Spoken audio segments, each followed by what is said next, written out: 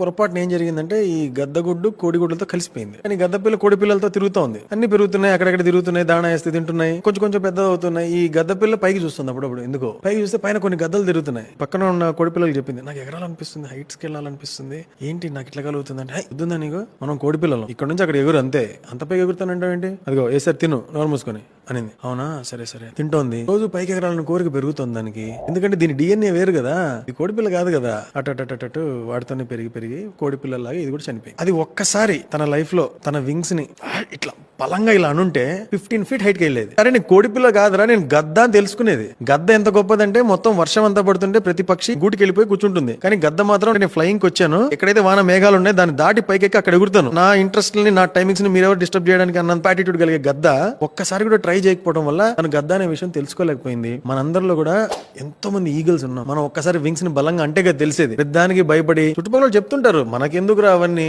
అంటుంటారు. మనలో గద్ద ఉంటే దాన్ని ఎప్పుడు బయటికి తీసుకొచ్చేది. ఒకసారి ట్రై చేయాలి. ప్రతిదానికి భయపడుతూ కూర్చుంటే అయ్యే పని కాదు. క్యాలిక్యులేటర్ రిస్క్లు ఉంటాయి, తేల్చేయాలి లెక్క అక్కడక్కడ. ఒక్కసారి ట్రై చేస్తే తెలుస్తుంది నువ్వు ఎంత పైకి వెళ్ళగలవు, ఎంత యాటిట్యూడ్ ఉన్న గద్దవు నువ్వు అని తెలుస్తుంది. నువ్వు ఒక్కడే ఎదగడం కాకుండా నీతో పాటు ఇంకొక 1,00,000 మందిని హైట్స్ కి తీసుకెళ్లగలవు, ఇంకో కొన్ని కోట్ల మందిని ఇన్స్పైర్ చేయగలవు. కాబట్టి ఆ వింగ్స్ ని ఊపడం అనేది నీ రెస్పాన్సిబిలిటీ. ఏదో ఒక టైంలో నీ లైఫ్ లో ఎంత అర్లీగా వీలైతే అంత అర్లీగా క్యాలిక్యులేటర్ రిస్క్ తీసుకుని ఒక్కసారి నీలో ఉండే ఆ ఈగల్ని బయటికి తీసుకుంటారు. నువ్వు ఎంత గొప్పడువో నీకు కూడా తెలియదు.